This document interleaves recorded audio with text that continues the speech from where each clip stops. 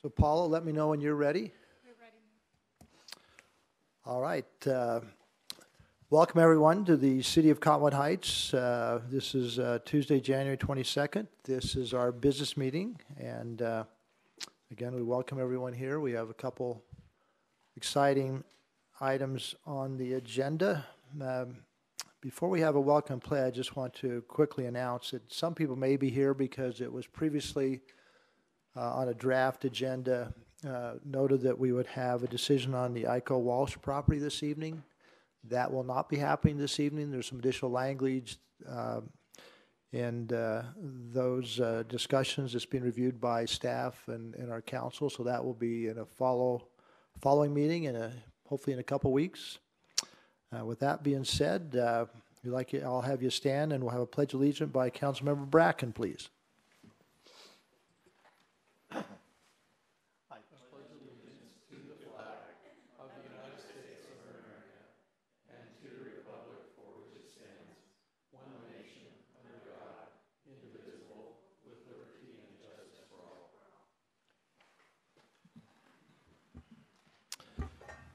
Thank you, Councilmember Bracken. Just following through on the agenda, hopefully you all have a copy of that. Item 2.0 is citizen comments.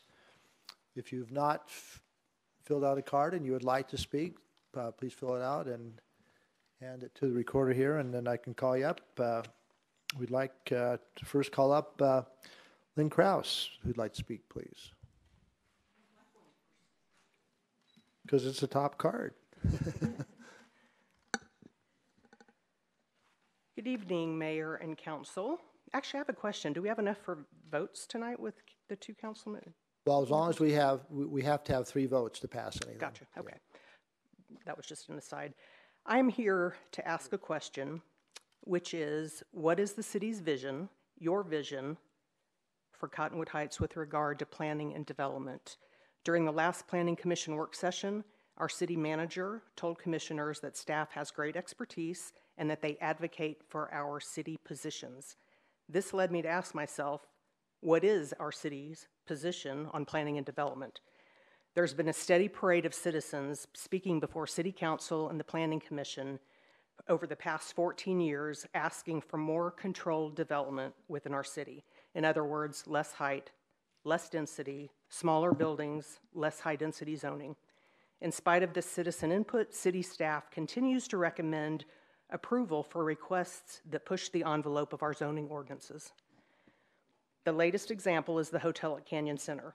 In spite of an existing level of service F during peak hours for left turn on Wasatch, staff recommended approval of a conditional use permit for a 3rd story on the hotel. I realize a 3rd story on a hotel is probably just a drop in the bucket, but it illustrates the mindset that I'm talking about. Another example is the Walsh property at 1300 East. Staff recommended approval of the increased building height, even though we know from Planning Commission's assessment that the PDD ordinance proposed by ICO does not meet the requirements of the base PDD ordinance. Not only that, you've heard from countless residents about the traffic condition in that area as well, and I believe the traffic study there also indicated a level of service F. I could go on and on with other examples such as G. Vernay, the rezone of properties up Little Cottonwood Canyon, the David Weekley homes at Canyon Center, but you get the idea. Several people at the last City Council meeting made some excellent points. We don't have to simply sit back and accept the growth in our city as inevitable. We have the means to control it through our planning and development decisions and our city ordinances. Those decisions, though implemented by staff, should be directed by the City Council, whose responsibility it is to reflect the views of the citizens of Cottonwood Heights. So I ask you to seriously consider my question. What is our city's vision regarding planning and development? And communicate that vision to staff, to the Planning Commission, and to the citizens of Cottonwood Heights. Thanks. Thank you, Lynn. And hopefully you'll pay attention to item 4.1 on our agenda, since you were key in bringing that to our attention. Just real quickly, I forgot to excuse Councilmember Shelton, who's excused this evening, as well as he has a personal issue he's dealing with his family, and Councilmember Bruce, who's on vacation. So I should let the record know that they're both excused this evening. Okay, the next person we'd like to call up is Woody Noxon. Woody?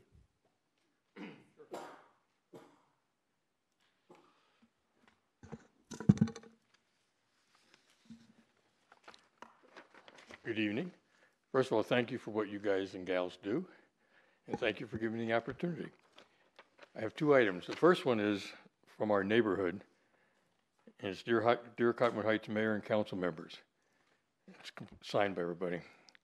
We, the residents of Racket Club Circle, are requesting that our cul-de-sac be designated with street signage stating residential parking only. Every resident, all property owners are in unanimous agreement and have signed this request. The parking and traffic on Racket Club Drive continues to get more congested as the Canyon Center continues to develop. By implementing this request at this time, we should be able to maintain the R1 residential zoning environment of the cul-de-sac before the congestion invades our cul-de-sac. For what it's worth, when I drove here, the cars on Racket Club Drive were within 2 car lengths of being into the circle. So the idea is preserve the R1 environment. Everybody has signed it, and here's copies for each of you.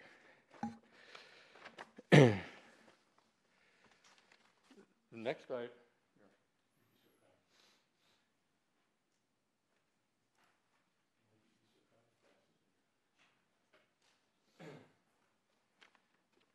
The next item is a recommendation. And that the recommendation is that we need a current comprehensive traffic and parking needs study in the Canyon Center, but more importantly, in the surrounding areas. You should be each getting one. The Canyon Center is becoming a reality. It's having an impact. You've heard comments made from Weekly Homes and what's happening there. And I have the presentation that the president of the Homeowners Association made to the Planning Commission just 2 weeks ago, stating the concerns of that one area. In my opinion, we have a window of 1 to 2 years to truly understand the impact. We need to study, understand, and implement improvements now to get it right, both traffic and parking in the surrounding area. Key is the surrounding area in the neighborhoods. If not done, people working in the center are visitors to hotels and restaurants, people living in the Canyon Center, and people living in the surrounding area are going to have daily frustrations. Now is our opportunity to get it right for a smooth transition, or at least as smooth as possible. In my mind, the study objectives, by the way, if you notice on the piece of paper, it says draft. Okay. Eliminate through traffic in the neighborhoods west of Canyon Center. Can I go real quickly? Go ahead. Reinstate the planned public garage. There was a garage planned underneath the condo apartment building on the second floor with a separate public entrance with 123 stalls. That would help significantly. That seems to have disappeared. Mitigate traffic problems entering and exiting the Canyon Center. Engage John Thomas, UDOT, for Wasatch and Fort Union intersection issues. Provide adequate parking for residents living on Racket Club Drive. And provide safe and efficient first responders access. The request, very simply, is initiate an independent study by March 1st, 2019. Assign a leader that's responsible for the study.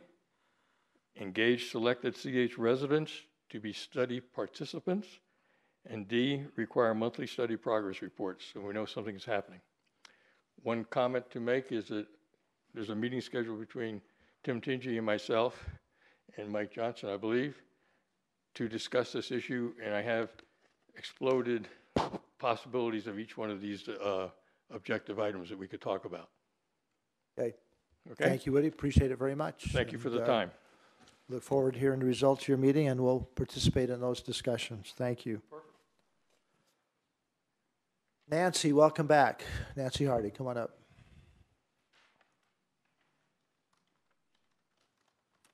I did see Lynn's name on the top of the list, so I stuck mine in the bottom because I was afraid I'd been first.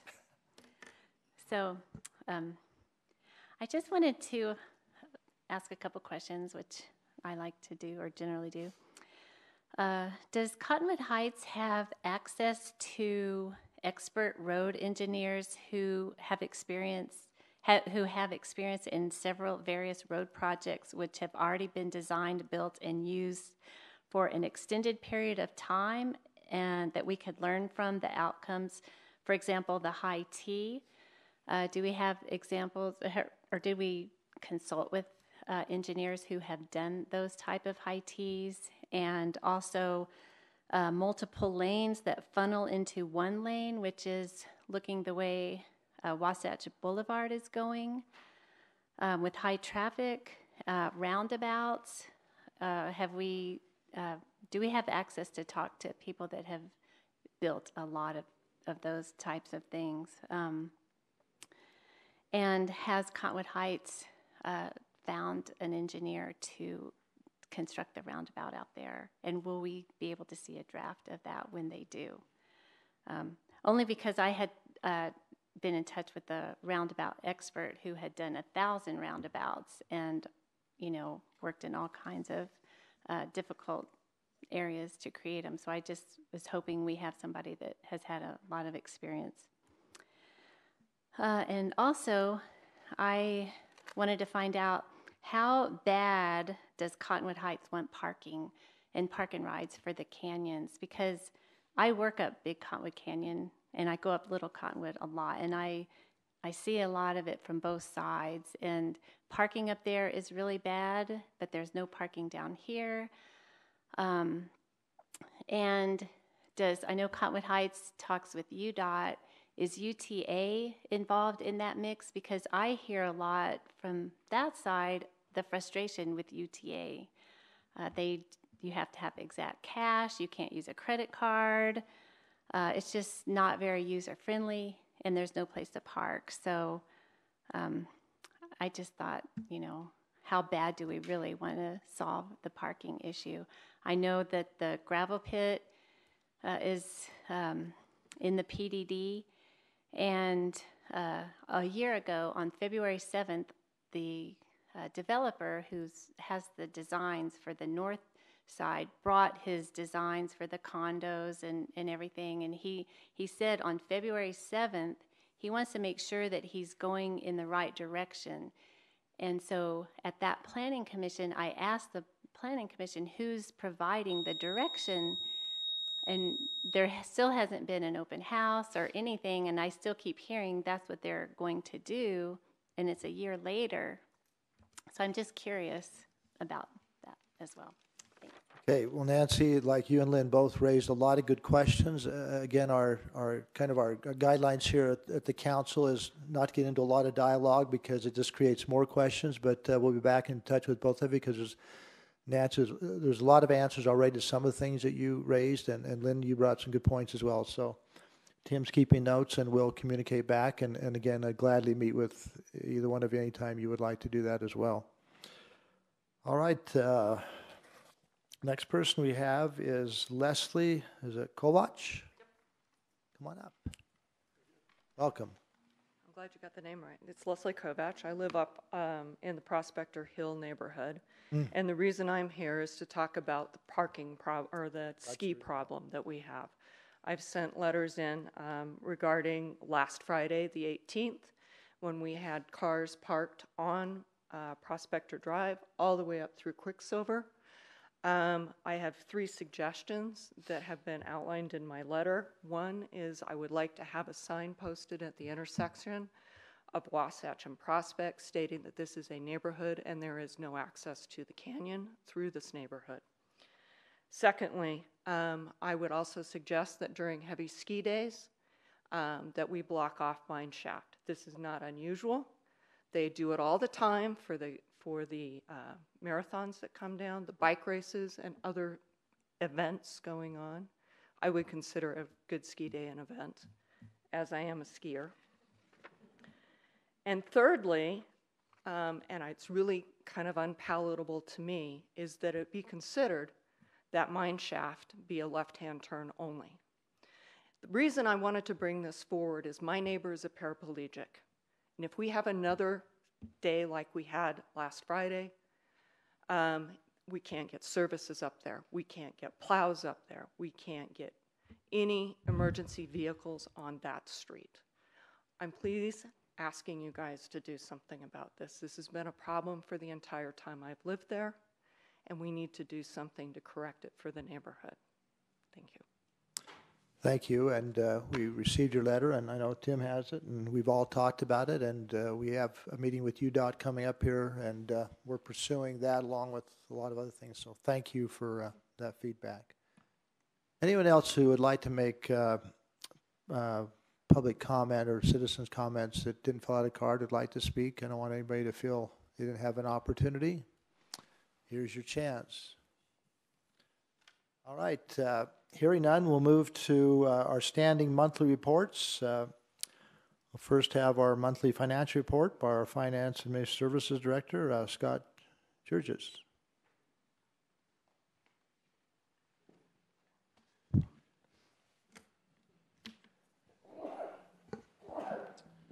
Okay.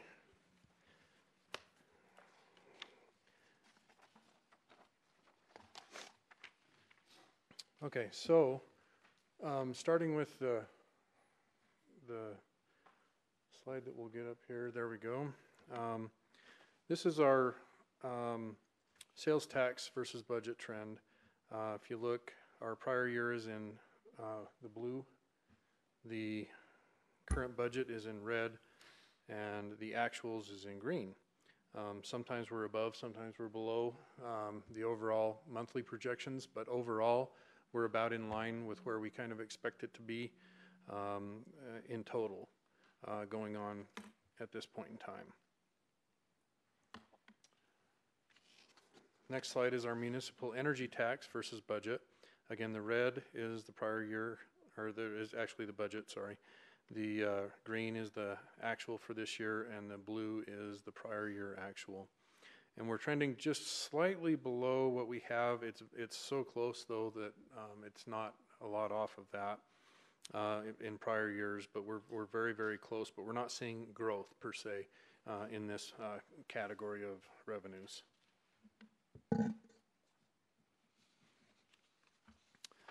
Could you go back to that slide one more time? I noticed that we don't have current data. We're doing last. The current is the green. Through November. It's just barely, it almost mimics the red. We just don't have December yet. Okay, I see. Yeah. All right, thank you. Yeah, they're about 2 months behind from collections to actual reporting on that. This next slide is our Class C roads, which I brought this to your attention for the past several months. With half of the year's revenues collected at this point in time, we're running a little bit behind. The real areas where we saw reduction was in the May to June revenues that are collected into August, and so that's the main area where we've seen a reduction. And we're just not seeing that made up. Sometimes you'll get a 2-month period that's high. Sometimes you'll see one that's low. Sometimes you'll see it catch up in the ensuing 2-month period. But we're not seeing that so far here. And I've talked to a couple other city finance people in a city that's similar to ours, where we're not seeing lots of growth in terms of lane miles and things. And they're seeing similar type trends along this line. It's our estimate that the reasoning for this is a combination of better mileage vehicles, so we're not collecting quite as much tax because it is a per gallon tax. Secondarily, that we're having really no lane miles growth in our city as compared to some of the larger, well, not larger, the larger growth cities, such as say Harriman, Riverton, and the likes that are growing very quickly in terms of lane miles. And so that's tipping the balance out their direction, if you will, when there's only so much water in the glass in terms of the taxes collected. In Scott, do I read that correctly, that it looks like it's only the May-June? May-June is the main area where we're seeing the reductions. The rest are a little bit low. If you compare to the last 2-year period, we're a little low in the September-October. We're a little high in the July-August, but we're extremely low in the May to June. Yeah.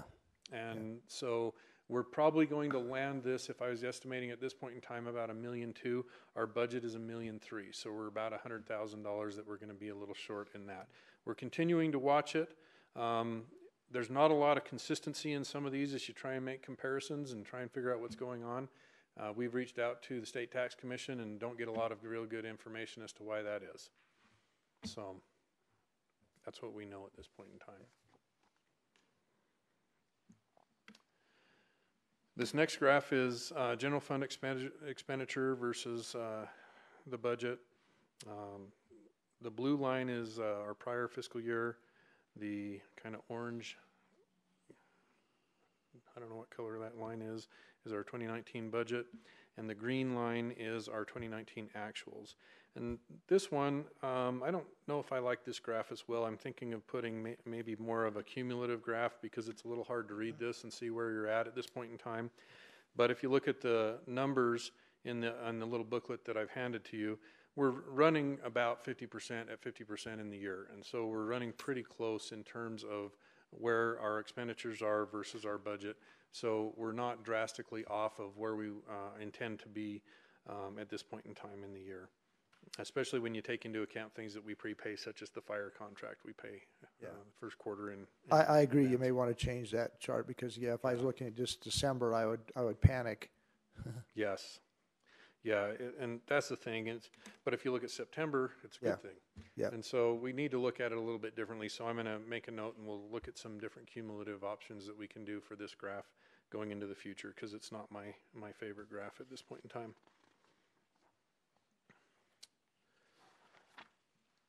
Okay, so this next graph compares our wages and benefits year to date compared to budget. You'll see on payroll we're slightly ahead of our budget. And then on benefits, we're slightly below what our budget is. The main reason for this is some of the turnover that we had. When we have turnover, we have to pay people out their vacation PTO type balances at that point in time and anything else. So sometimes you incur some additional costs there. And we did see a little bit of that in our payroll. There was some discussion on that earlier, and we'll maybe bring that back up at a future time. The money is reserved in our fund balances for these type of payouts, but it's not necessarily budgeted for a payout. And so we'll go through maybe a little bit of a educational process in terms of how that works in our budget. But we'll bring that back up at a future time and have a little bit more robust discussion, especially as we go into budgeting for the next year and how that all works, to make sure that you guys are all, you people, not guys, are all... Be careful. Be careful. Yeah. Yes, I know. I'm from New Jersey. I get called that all the time. And so, yes, just so we can go through that, make sure everybody's on the same page, that the understanding is all clear amongst all parties as we go forward, especially into our next year's budget on that. Sorry, can you, just looking at the graph on the Yes. payroll, Mm-hmm. is it, what's the delta between the actual and budget? You know, I don't have a good number here in front of me that I can quickly pull that out. The wages are slightly higher than what our budget is. I don't know the number right off the top of my head. Like a couple 100,000 or? I don't think it's that much. I think it's 100,000 or less. But that's primarily because of severance? Yes, severance type particular issues employee, and stuff on that. And then it's being offset by the benefits being under as well. So I think the net, it's less than 100 between the both of them. The exact amount, I don't know off the top of my head, and I don't have information right here where I can look at that very easily and pull that up. But I'll maybe look at adding a third column to this one that takes both the benefits and the payroll and adds the both together so that we get a little bit clearer picture of where we are on that. Because sometimes as you have turnover, you do save on your benefits as you're not having to pay out health insurance and these other kinds of things that we pay out. But your salary might be a little bit higher in the meantime. Sometimes as you have to utilize overtime to cover some of those shifts and things as we do. But I'll adapt this one too. But also your point that of that over expenditure, if the fact it's not budgeted, if you can tell us the amount that is tied to that separation or severance. Yes. Yeah. And normally it's those types of payments are more minuscule. We've had a little bit more this year than we would normally have in terms of that type. Yeah, because typically it's just the opposite. Yes. When you've had turnover, you end up under expenditure because you have replacement at lower salaries and so on. So that would be interesting to know what that severance amount totals, to know if it is that. Yep. Yeah. Yep, and we can bring that back to you for sure.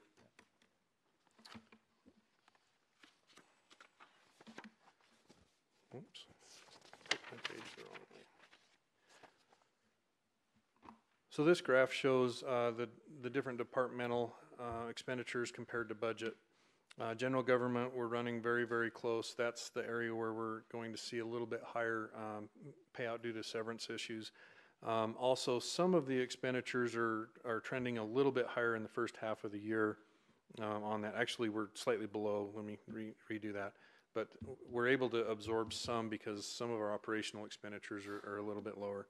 In public safety, the main reason why this looks so off at this point in time is the prepayment of the fire bill that we had, that payment process near the end of December for the third quarter of our fiscal So year. again, public safety is fire and police. Fire, police, and code enforcement, yes. And then in public works, they're a little bit below where they are. Budget, community and development services are a little bit below what their budget is. And so I think we're in a pretty good place. When you look at the budget and overall, we're in a pretty good place.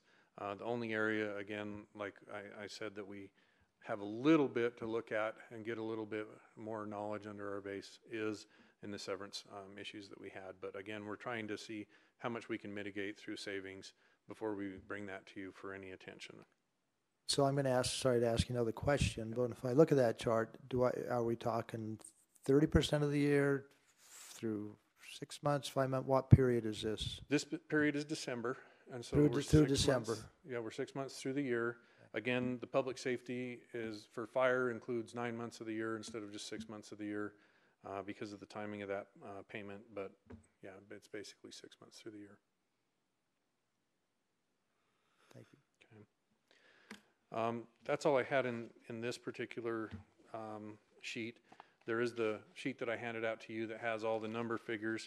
I don't know that there's anything in there that I necessarily wanted to highlight separate from this, but if you have any questions, I would gladly answer them or could go through that as well.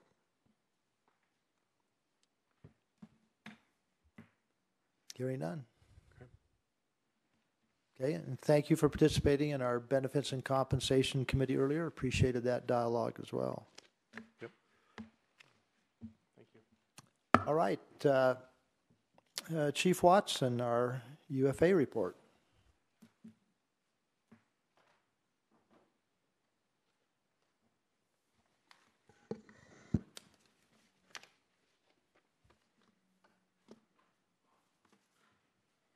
Thank you, Dan. Mr. Mayor, Council, good evening. I appreciate your time.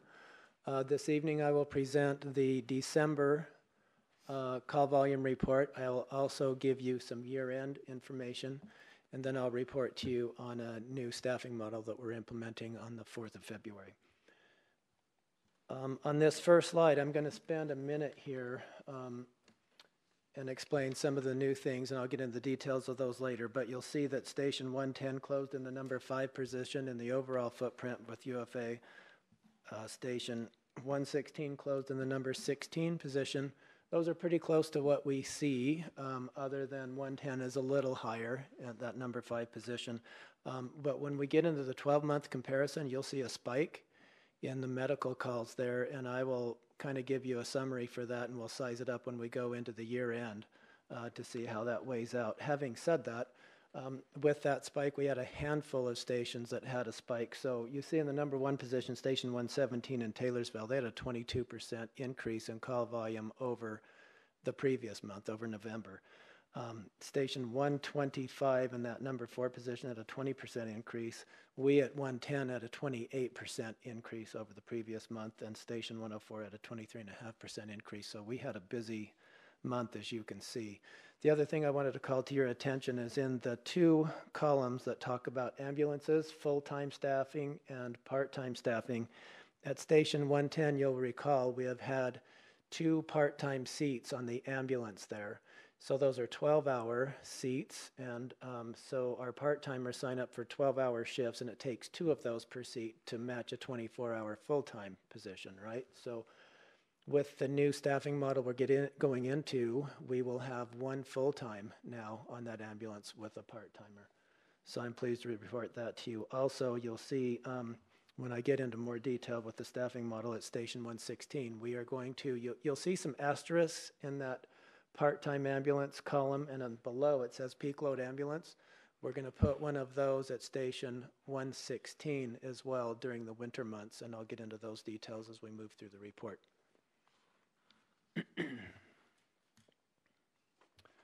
So here is a summary of the fire calls in 5 years of Decembers now, so you can see how it plays out. Remember that line, that green line was a different query, so that value is not relative to the other 4 months. So that's going away. You won't see that this time next year because all 5 years will be in the same query. Medical calls, you can see they closed at 176. Big spike from the month previous, but you can see in December of 16 we closed with 190 calls, so we still have a wide range of calls there. And I'm not considering the 176 value an anomaly. Here's the 12-month look now where I told you you're going to see that spike. So 110 closed with a total of 155 calls. 124 of those were medical calls, and 31 of those were fires. When we get into the transports, you're going to see our percentage of transports went up as well. And again, you compare those to the 12-month averages up in the right-hand corner. Trend lines are going up in all 3 categories. Here's our look at 116. Again, trend lines moving up. They actually had a downturn in their total of 65 with 52 of those medicals and 13 fires. You can see that they compare rather closely to the 12-month though, but they were down a little bit in the fire category. Closed at 13 compared to the 17.4 for the 12-month. Here are medical calls by type. The number 1 category were falls. Second position, traffic accidents, and then sick person in the number 3 position. You can see the rest of those categories and kind of surf through that yourselves at your leisure, and then we capture the top 3 as you'll recall. So falls, traffic accidents, and then unknown problem. Compared to a year ago, December, we had falls and sick person, those 2 categories as well, but the number 1 position a year ago was in the psych and behavioral and then traffic accidents.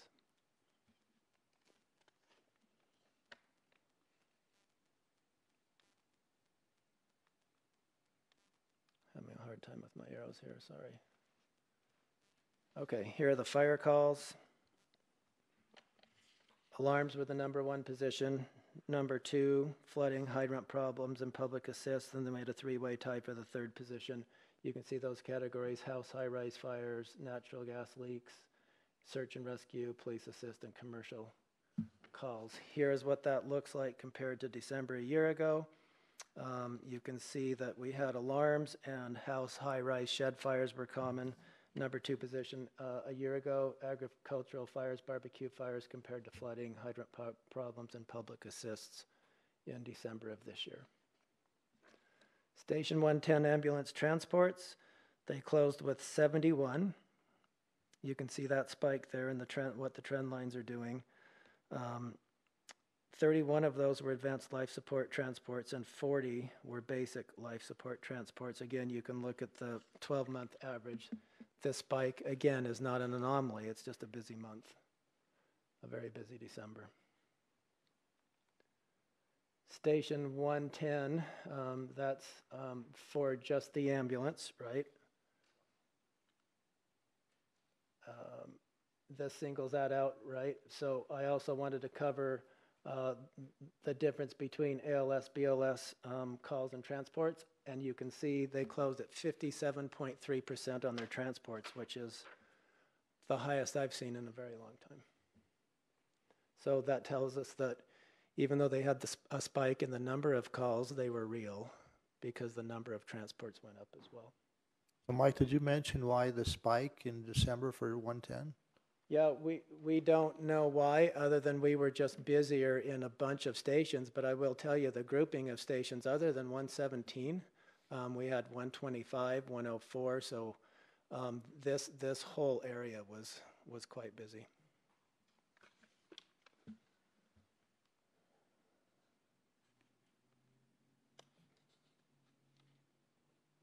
Okay, these are the total ambulance transport monthly percentages. As you can see, this is the 12-month look now, and you can see how the 57.3% compares with the previous month. So it's by far our busiest percentage for the year. Zone 116, you remember we don't have an ambulance there, but we capture the ambulance transports. So they had 29 transports, 21 were advanced life support. Those are the most serious calls.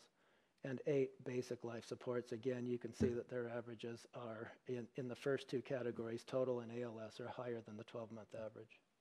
So Mike, when will the new ambulance be there that'll, I know, primarily serve the canyons? But The peak load started this weekend. this weekend? Yep. Okay. Yep, it's in service. Didn't do a lot of good for us the day the canyon was closed, right?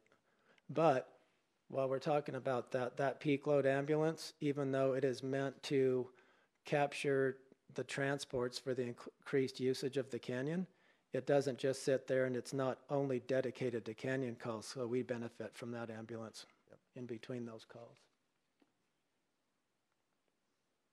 Here are the fire prevention activities.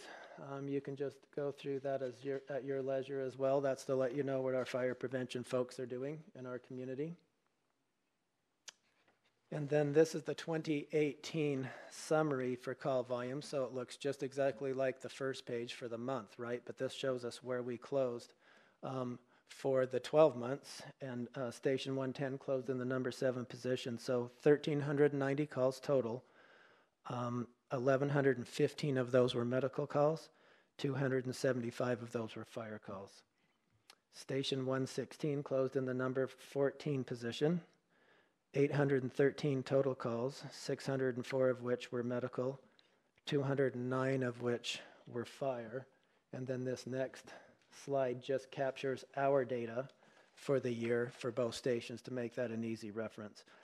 We'll get to a slide here in a minute when we compare the call volume to the year previous, and then that will level out those spikes, and we'll see what the 2 years look like together. It's pretty interesting. Here's that slide now.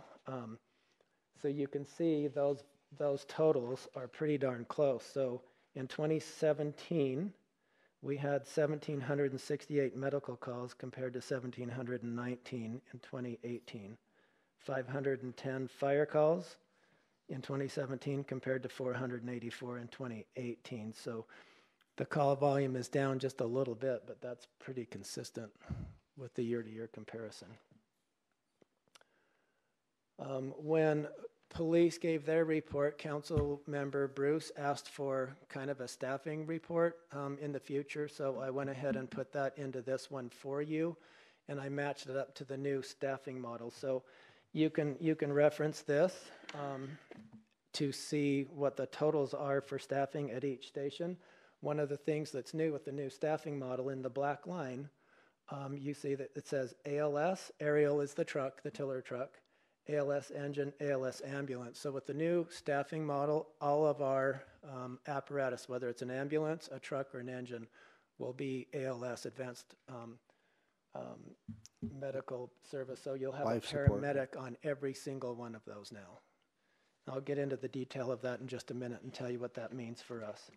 Here is the total staffing review, so you can just see at a quick snapshot how many of each rank we have in Cottonwood Heights, and that's for both stations combined. Is that helpful? Here's the safety Yeah, I article. did have one question, sorry. Yes. Who drives the second part of the aerial? What position is that? That's a firefighter position. The engineer is in the front, Right. in the cab. That's a firefighter in the back, but they have the training to sit in the tiller seat. Paramedic or the MT, I guess, was the real question. I think they can rotate those positions. For us, as long as they've been through the training, we don't care what their medical certification is. Yeah, thanks for the question. Hydrant safety issues. This is an article that I wrote some time ago, but it all applies again. We just ask folks to look at their hydrants and make sure we can get access to the hydrant caps and ask that the snow gets cleared around them so that we don't have to spend time digging them out when we need to connect to a hydrant. So some other information there about an Adopt a Hydrant program and some websites that folks who visit your website can reference. Okay, here's our new service delivery model. We call it 1-in-1. It means 1 paramedic and 1 EMT. So it starts February 4th, as I mentioned.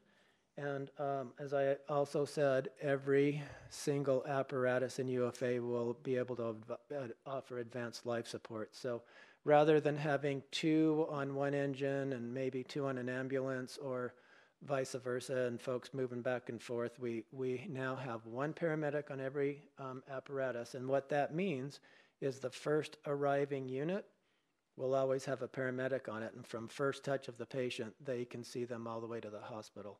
You get your second paramedic with the next unit. And what that also means is we can take care of a patient with 2 arriving units instead of needing a third to get another paramedic there. The other thing that it means is for a 4-handed crew like at 110, if it's a single paramedic transport, that paramedic can go and they can go back into service with 3 folks until they get their paramedic back from the hospital. They don't have to go to the hospital to retrieve them. They can go back to the station and go back into service. Another thing that's really a great advantage for us is the firefighters and paramedics can now rotate between the ambulance and the heavy apparatus. When we had 2 on an ambulance, 2 paramedics, they could not rotate. Or if we had 2 paramedics on a heavy apparatus, they couldn't rotate over to the ambulance. So that'll give us much more flexibility, and we've done a whole bunch of training to get our folks ready for it. We're excited about the staffing model. It hasn't come with ease. It upset many of our folks because we changed their homes, right? They have bids at stations, and they get used to that crew, and they get used to that spot that they're in, and that all changed when we went to the 1-on-1. We had to go through a whole bump and rebid process, and we made sure that that was done before vacation draw in December. So I'm pretty excited about this, and I think once we report back to you, we'll give you some regular reports on how that's going, but we see some advantages to this in many different ways. I also talked about that peak load ambulance. So that will run from mid-January to April 30 every year. We'll do the peak load ambulance. It'll be in service on weekends, holidays, and heavy weather days, heavy storm days. We believe that that's going to be revenue neutral or close to it because we're missing those extra transports when it's really busy to a private ambulance company and to neighboring fire departments. So we'll watch that and we'll capture that and we'll report back to the board on that, Mayor, as we get data back in that we can look at. But we're pretty excited about that. I have a personnel update for you. So we have 25 recruits who've accepted conditional job offers. Recruit camp starts February 24th. That is more people than we can train in one recruit camp. So we are doing consecutive recruit camps. This is the first time we've ever done this, and I'll report back on that as well. I think it's going to work out really well. So there will be two shifts of recruit camp going. And then there will be a few times during recruit camp where both those groups will come together for some hands-on training and things like that. So new model for us. We're pretty excited about it. And we're excited to get these folks in the seats where we need them to be. We've promoted 4 new captains, Brian Beck, Darren Park, Eric Holmes, and Tyler Lintz. Really excited for all of them. They came through a long and tough process and earned the opportunity to be promoted and supervise crews. Is that all because of retirements? Or? Yes, retirements. And as you know, Mayor, we're trying to work on a way to have folks notify us in December so that we can fill those seats in the following recruit camps that start in February instead of always trying to be in a catch-up mode. Thanks for the question. Any other questions for me or assignments? Hearing none. Thank you, Chief. Very much. I appreciate it very much. All right, we have a few action items now that we'd like to present for the council's consideration. The first item on our business agenda for action is ordinance 314-A. Lynn, I want you to listen to this one since you were instrumental in bringing this to our attention. This is adopting a general plan land use map amendment for multiple properties with frontage on Fort Union Boulevard between 2700 East and Rat Club Drive, basically moving that from mixed use to either low density residential or residential office. So this is something we've talked about for a couple months, I think, and it's initiated by the mayor and council. So any further discussion on this topic for the council? I'd move that we approve ordinance 314-A. Second. Okay, it's been moved by Councilmember Bracken, seconded by Councilmember Bruce. Any further discussion? No. Not Bruce, by Michael. Well, she usually sits here, that's why. Yeah. All right, again, it's been moved by... Make us all mics. Yeah. Anyway, That would make me really tall, wouldn't it? yeah. Okay, moved by Councilmember Bracken, seconded by Councilmember Michael. Let me correct that right here. Any further discussion? Hearing none, I'll call for the vote. Councilmember Bracken. Yes. Councilmember Michael. Yes. And I will vote yes, so that's passed. And I've talked to the other two that are not here, so they would be supportive as well. I should probably have thanked Mike Johnson and his staff for doing a really good job on that.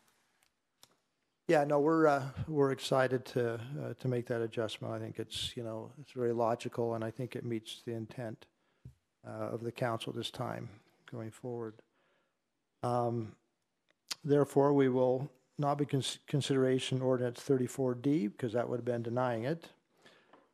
The next item for consideration is resolution 2019-4. Now, this is approving an amendment to an existing contract with Salt Lake County for trailhead improvements on Wasatch Boulevard near Ferguson Canyon. This basically gives us additional time to make those improvements as we plan and look at the corridor along Wasatch Boulevard. Any further discussion on this topic?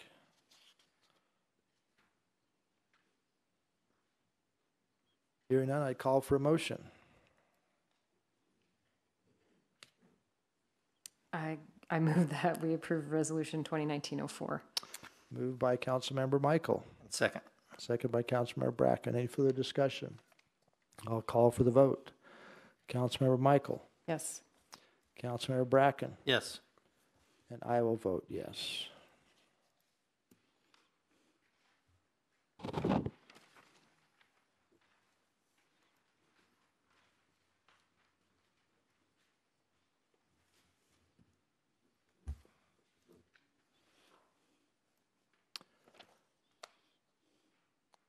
The next item is consideration of a resolution 2019-5.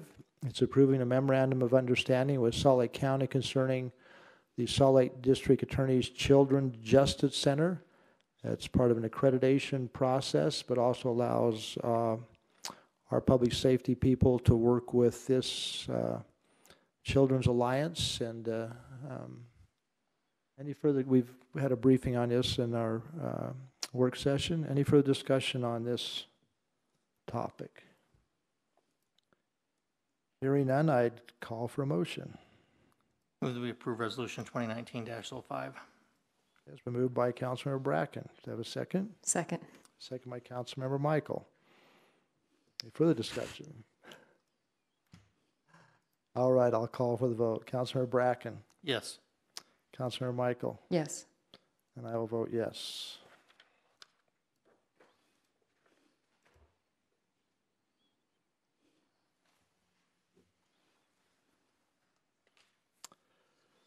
The next item, which we've discussed also in our work session prior, is Resolution 2019-6. It's accepting requests for indemnification.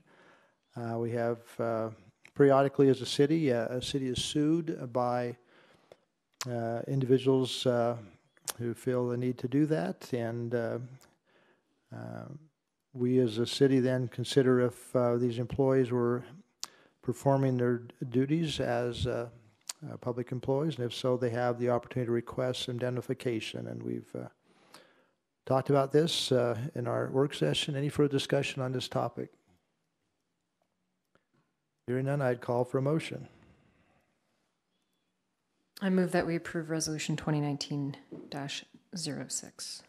It's been moved by Councilmember Michael, seconded by Councilmember Bracken. Any further discussion? Hearing none, we'll call for the vote. Councilmember Michael. Yes. Councilmember Bracken. Yes. And I will vote yes.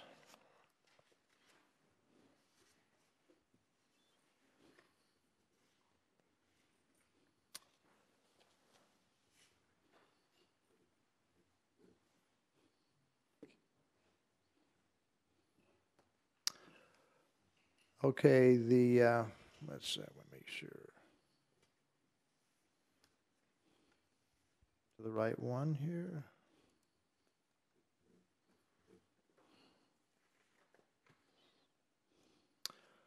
Next item is 4.5, consideration resolution 2019-7 approving appointments and reappointments to the Arts Council for Katie Matari, Whitney Dodge, Becky Hendrickson, Bill Armstrong, Sheila Armstrong, Laura Williams, Jay Hendrickson, Aaron Brigham, and Karen Kendall.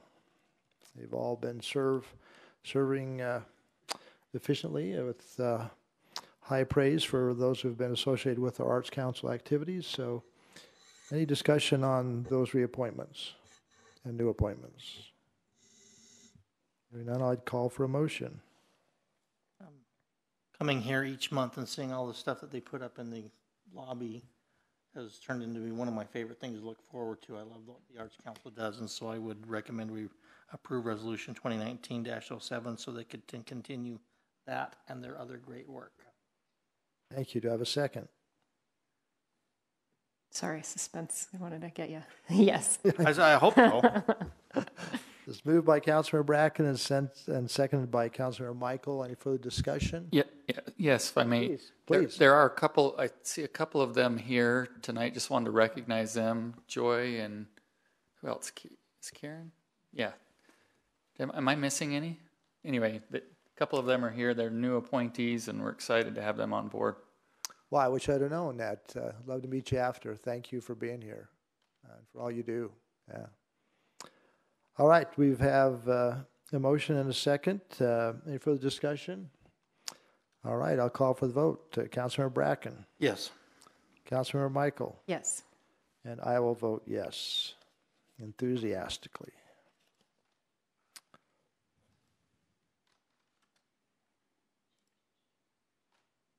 Next, we have Resolution 2019-8, approving reappointments to our Historic Committee. I understand this correctly, we're just reappointing one person, Sylvia Orton, who's been on for years and has been the secretary. And again, like our Arts Council, they do so much for our city as many of our volunteers do. Do we have a motion for this reappointment? I move that we approve Resolution 2019-08.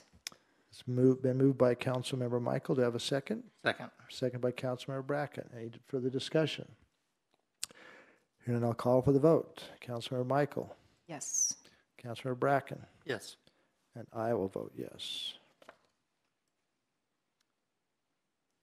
Okay, the last action item before the consent calendar is Resolution 2019-09, approving a consulting agreement with Geostrat Engineering and Geosciences to perform a detailed analysis of our city's selective lands ordinance. They'll kind of be looking at the whole ordinance, but primarily this group will be looking at the things with the geological side of it, with fault lines, and making sure we're in compliance with best practices.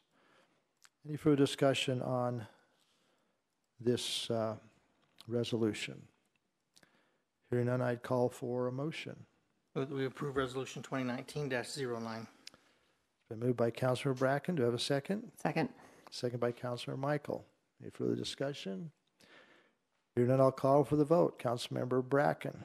Yes. Councilmember Michael, Yes. and I will vote yes.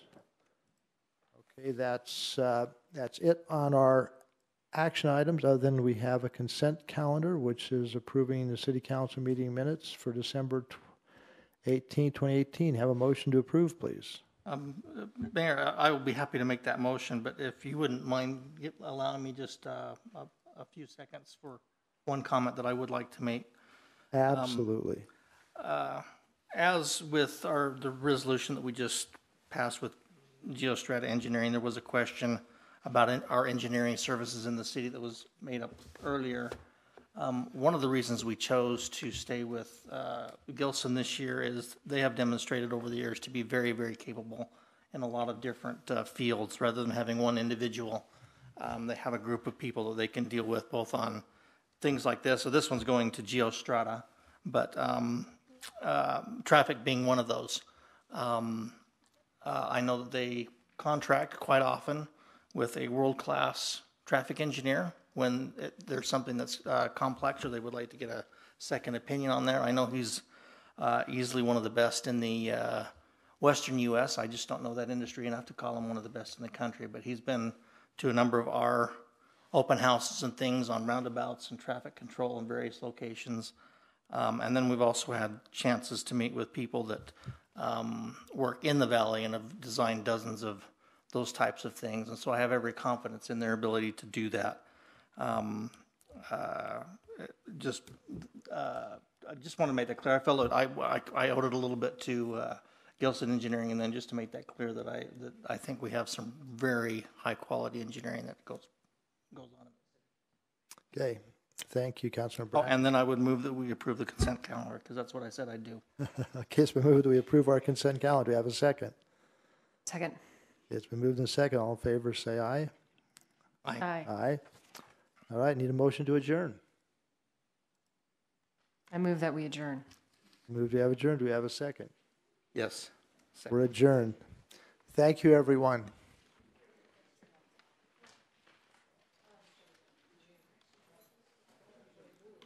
We got more movement out of you tonight than we